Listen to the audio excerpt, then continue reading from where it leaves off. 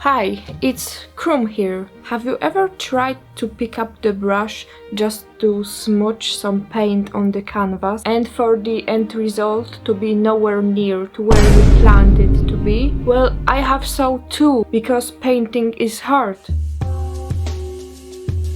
Or is it? In this video I will walk you through process of painting and simplify it, because it seems hard. Everything's hard until it becomes easy. Walking also was very hard for you when you were just a little toddler. And also, you don't expect out of the toddler to just stand up and take a hike to the K2. You need to start small to build up your confidence and your skill, and to not build too much of an expectations of you, because when you see the end result it can be overwhelming, but it can be broken down to smaller steps that are, I think, easier to follow. We start off with a canvas, and that is something that you can do yourself, but I think if you are a beginner, spare yourself that hassle. If you want to get straight into painting and just buy a ready one, they are primed with gesso, and gesso is something of a primer. You can see here at the back of the canvas, this side is not primed and the paint needs a flat surface. When it is not primed, the linen would soak up the paint, and we don't want that. We want the paint to be on the canvas, not in the canvas. If you have the canvas ready, then what I would recommend you to do is tone the canvas. The gesso, as you just saw, it is white.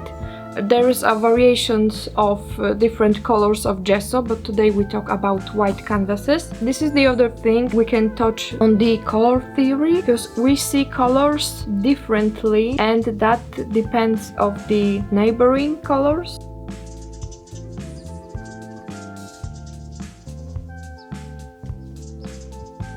So it's the best to tone your canvas with some medium shade. I have here burnt sienna, and I make like a wash with turpentine. This is a solvent that dissolves the oil paints, or if you are working with acrylics, you can just dissolve it in water, and the ratio should be a lot of solvent. So in my case, a lot of turpentine and small amount of pigment on the whole canvas, and then I start to sketch on the canvas. The sketch is really important, because if you mess up the proportions here, it will be harder to fix it later. Take a lot of time here, do not rush. It is not a speed run of painting, unless it is, but I think you would know if you are participating in a painting speed run. And also this is the step when you should think about your composition. Think about what composition would suit the theme the best, what you want to achieve. Do you want the painting to be rather minimalistic, or there should be a lot of things going on? And in this step, what I also would recommend for you to do, especially if you have big canvas, do this, because from far away you see your mistakes better and you can focus on the whole grand picture. Do that a lot, because it can help you achieve your daily steps goals. It can add 100 more steps to your daily count. I am kind of on this step of sketching. Also sometimes I place a highlight in the layer of underpainting, just for me to see how will it look when it is done. In terms of tools that you will need, we talked about solvent. In acrylics, it is water, because acrylics are water-based and water dissolves acrylic. Oil paint, it will be turpentine. So this one is for dissolving the paint, and this is also very nice to clean your brushes. Remember about that, it is also very important.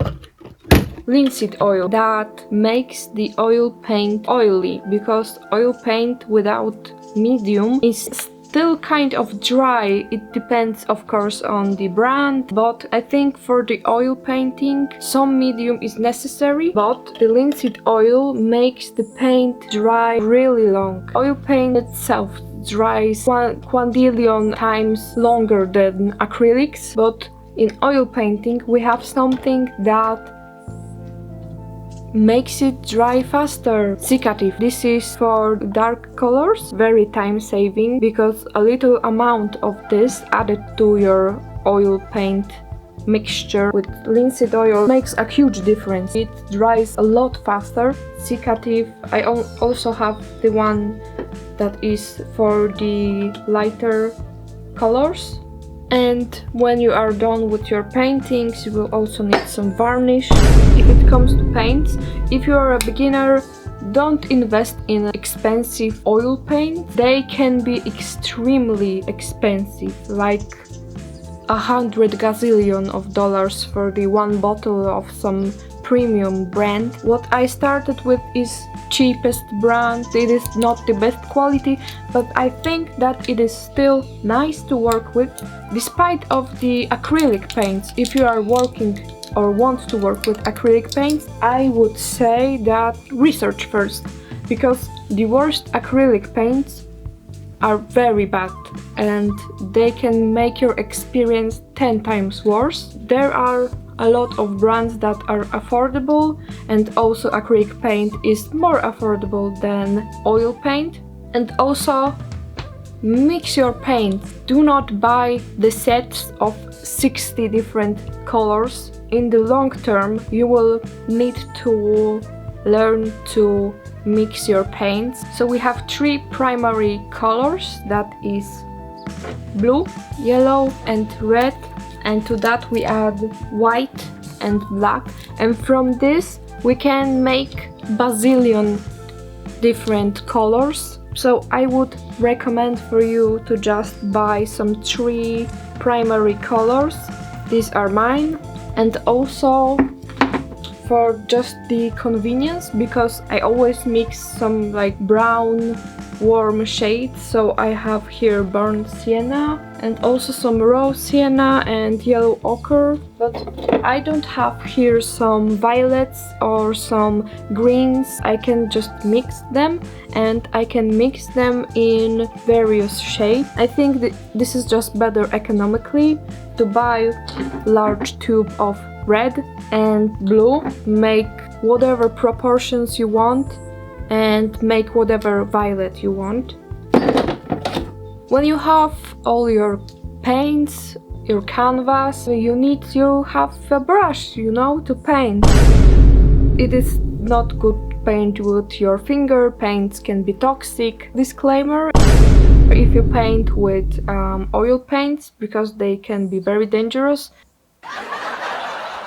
So solvents and various mediums that you use in painting very flammable, so you need to watch out for this. This sign shows that also it is causing cancer, so it is not good to inhale it. That's why you need the proper ventilation. Always have your window open when you paint. Do not touch the paint with your bare skin. This is also not great for your skin. Coming back to the brushes, all my brushes are synthetic and they are doing a good job. The cheapest brushes are making my experience very miserable, so I am buying right now some of the like medium cheap. They are not the cheapest, but still cheap. These are the brushes that are for the oil painting. They have nice like little butt, but I found out that the bristles are kind of too sturdy for me. Right now they are just completely destroyed because I didn't clean them properly. I started to buy brushes with softer bristles. It suits my painting style better, despite that they are called acrylosynthetic. They are designed for the acrylics, but they are doing a very good job. But this is thing that you must experiment with yourself to find something that suits best your painting methods. Brushes came in different sizes and shapes.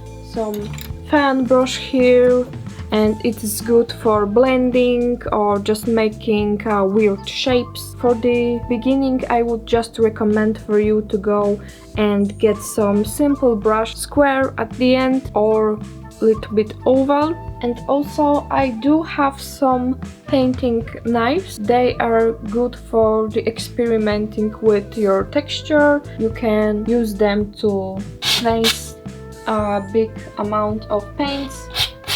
You can paint with them. Yeah, they called painting knives for a reason, but you can also mix paint with them. This you can clean off very easily if you want to compose a new shade. Where will you be mixing your paints? On the palette.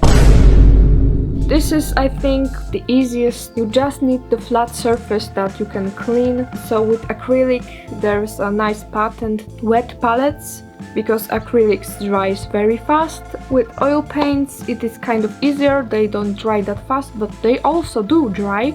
So if you leave them for a week, some colors can be dried from the outside. So it is also good to clean your palettes, because you can end up like this.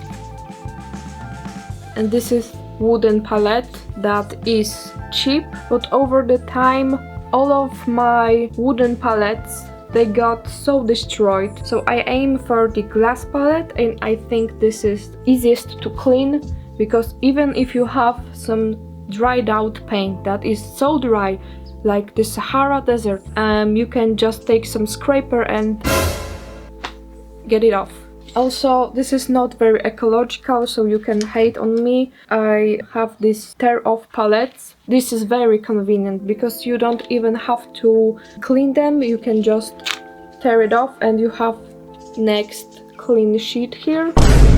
And if it comes to painting itself, everybody have different techniques. There are some rules in painting, but they can be easily broken if you need to, but you still need to learn some basics in order to break them later. So my method is that when I have the sketch ready, I start from the darkest part first. Other thing that I kind of conditioned myself to do is do the least interesting things first. When I have this big piece, I start from the background and then I work my way out to the foreground. I kind of get used to painting this whole piece, and when I am at the front, I am the most warmed up. I will do some demo of painting right now. Keep watching!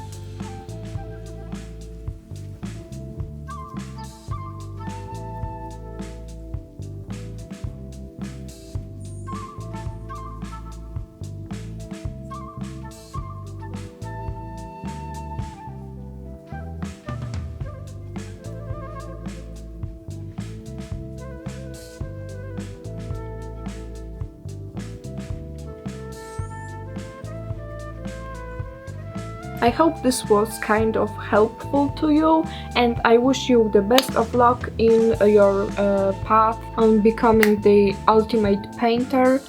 And so I am Krum and I paint and joke around.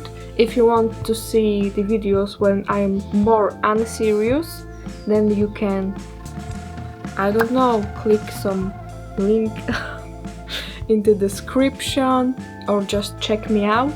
You can also subscribe. I put on new videos every week. And have a nice day. See you!